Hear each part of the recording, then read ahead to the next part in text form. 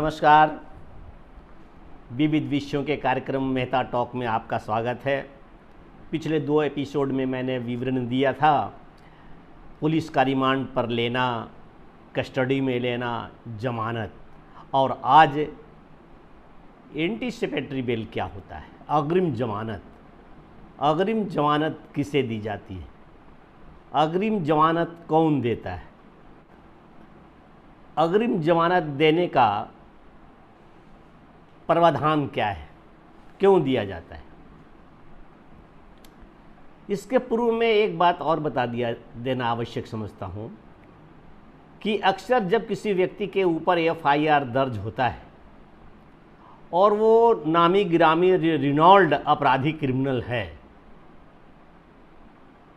वो बाद में वो नेता बन गया हुआ है, एमएलए भी बन गया हुआ होगा, हो सकता है, और पुलिस उसको पकड़ना चाहती है।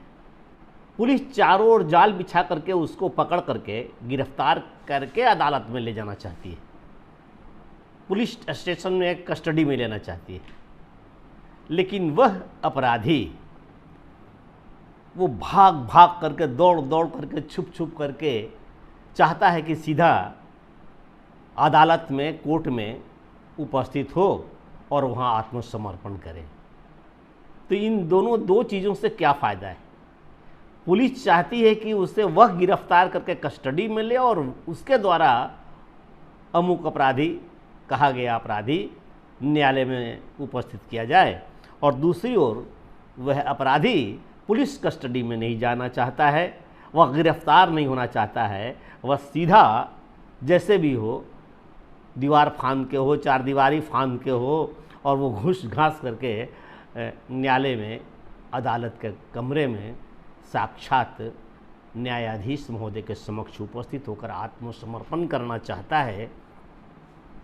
इसमें क्या खेल है, क्या होगा? ये सीधी सी बात है। पुलिस उस व्यक्ति को, उस अपराधी को यदि पकड़ करके अपने कस्टडी में रख करके कुछ विशेष पूछताछ कर ले पहले से, तो इसको केस का अनुसंधान करने में पुलिस को सुविधा होगी। और दूसरी सबसे बड़ी बात, पुलिस के हिस्से में यह बात आएगी कि यह भागा हुआ फरार अपराधी को मैंने गिरफ्तार करके, पकड़ करके आपके अदालत में लाया। और ठीक इसके उलट अपराधी यह साबित करना चाहेगा आत्मसमर्पण करके कि मैं वैसा संघातिक रूप से उस प्रकार के अपराधी नहीं हूँ जो भागा फिरता हूँ या पुलिस मुझे गिरफ्तार करे। उसके वकील बोलेंगे ये तो मेरा क्लाइंट है, खुद ब खुद हुजूर के अदालत में हाजिर हो गया है सज़ा लेने के लिए। तो ये हुई एक बात। दूसरी बात जिस पर मैं जिक्र करना चाहता था, एंटीसिपेटरी बेल, अग्रिम जमानत। कोई भी व्यक्ति अग्रिम जमानत ले सकता है, यह उसका अधिकार है। भारतीय दंड प्रक्रिया संहिता 438 के मुताबिक यह अवसर दिया गया है कि जिस व्यक्ति पर एफआईआर हो गया है या एफआईआर होने की संभावना है, वे भी अदालत में अग्रिम जमानत ले सकते हैं, बशर्ते कि उस व्यक्ति का कोई पिछला रिकॉर्ड खराब नहीं हो, व्यक्ति का व्यक्तित्व किसी अपराध की श्रेणी में नहीं आता हो, व्यक्ति साफ सुथरा, नीट एंड क्लीन हो, और वह व्यक्ति यह साबित करने में सक्षम होता है कि जिस किसी ने मुझ पर एफआईआर किया है या एफआईआर करवाने वाला है, उससे उसका क्या क्या फ़ायदा होगा, वो किन किन फ़ायदों के लिए मुझे पर एफआईआर करवाया है कि ताकि मैं अंदर चला जाऊं, पुलिस कस्टडी में या जेल चला जाऊं। और दूसरी बात यह भी साबित करना होगा कि उस सेकंड पक्ष के एफआईआर करवाने से, मेरे जेल जाने से क्या क्या हानि मुझे होगी। मैं एक सामाजिक रुतबा वाला व्यक्ति हूँ, सामाजिक हानि होगी। मैं एक अच्छा अध्ययनशील, विचारशील, चिंतनशील व्यक्ति हूँ, मेरी मानसिक क्षति होगी। तथा मेरे पास आय का ज़रिया कम है या मेरे पास धन की कमी है और मेरे जेल जाने से ये मेरा आर्थिक नुकसान भी होगा। इन सबों को रखने से, कहाँ रखने से? न्यायालय में। किस न्यायालय में? सेशन जज के यहाँ। ये छोटे कोर्ट में नहीं। एंटीसिपेटरी बेल, अग्रिम जमानत जब भी मिलती है छोटे कोर्ट में नहीं, बड़े कोर्ट अर्थात कम से कम सत्र न्यायाधीश के आगे ये प्रार्थना की जाती है, ये प्रारूप भरे जाते हैं और ये बताना होता है कि मेरे ये जमानत के मिल जाने के बाद मैं हमेशा उपलब्ध रहूँगा, आवश्यकता पड़ी तो हर रोज़ थाना में भी आ जाऊँगा। इस प्रकार से अग्रिम जमानत की स्वीकृति हो जाती है बहुधा।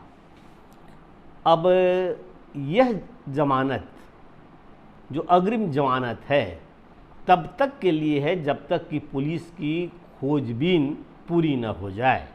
पुलिस की खोजबीन पूरी हो जाए, उनका अन्वेषण समाप्त हो जाए तथा पुलिस इस निश्चय पर पहुंचती है कि जिसने अग्रिम जमानत लिया है वो वास्तव में दोषी है, तो फिर वो अग्रिम जमानत रद्द हो जाता है और उसे नियमित जमानत लेने के लिए कटघरे में आना होगा। या कभी कभी खोजबीन के, पुलिस के अन्वेषण के क्रम में ही अग्रिम जमानत बदलकर नियमित जमानत, रेगुलर बेल भी मिल जाया करती है।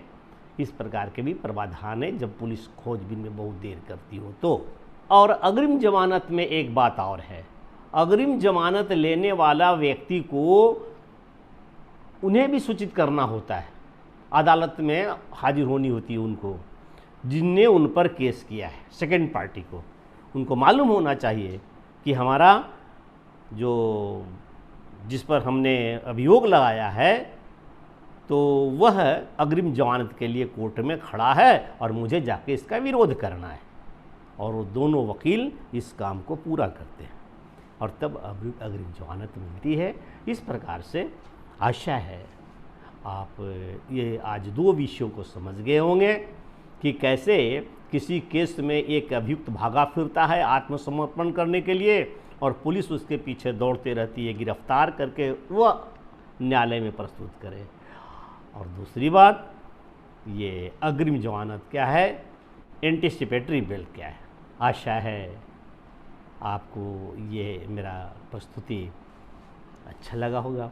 अच्छा लगे तो कृपया सब्सक्राइब कीजिए, लाइक कीजिए, बेल आइकन दबाइए, कमेंट दीजिए।